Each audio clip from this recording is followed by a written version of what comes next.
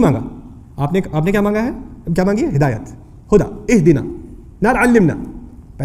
پہلا مطلوب ہماری طرف سے، پہلی دعا، پہلی طلب کیا ہے؟ ہدایت. ہدایت اور علم میں فرق ہے. اگر یہ کتاب علم کی ہوتی تو شروع سے آخر وہ چیز ہوتی جو آپ نے سیکھنی ہے، سمجھنی ہے اور پھر کسی اور کو سمجھانی ہے، ہر چیز وہی ہوتی. لیکن ہدایت کا تعلق علم سے ایک اعلیٰ شے سے ہے، علم سے اعلیٰ ہے ہدایت. اور ہدایت دل کو اور سوچ کو ٹھیک طرح اس کو ایک ایڈجسٹمنٹ کرنی پڑتی ہے. ہماری سوچ کو ٹھیک کرنا اللہ تعالیٰ نے. اس سے پہلے کہ اللہ تعالیٰ ہمیں کوئی بھی چیز بتائے اس کتاب کے بارے میں، ہمیں ایسے الفاظ دے دیے جس کا قیامت کے دن تک کسی کو بھی علم نہیں ہوگا کہ اس کے معنی ہے کیا. اور اس میں سب سے بڑا درس جو میرے لیے اور آپ کے لیے نکلتا ہے کہ تم انسان ہو، تمہاری قدر اتنی سی ہے، تم اس کتاب پر بڑا عالم اپنے آپ کو سمجھ کر مت آنا. تم ساری زندگی بھی پڑھتے رہو، تمہیں پہلے الفاظ کے معنی نہیں ملیں گے.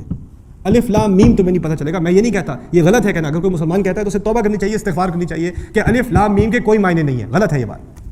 اللہ تعالیٰ نے کلام نازل کیا ہے، وہ کتاب الحکیم کہا ہے اسے. قسم کھائیے قرآن کی جو حکمت سے بھرا ہوا ہے، اس کا مطلب ہے الف لام میم بھی حکمت سے بھرا ہوا ہے، حکمت سے راسخ ہے یہ کلام. اب اس حکمت کا علم مجھے نہیں ہے، اور اس کا علم مجھے نہ ہونا یہ بھی اللہ تعالیٰ کی حکمت ہے.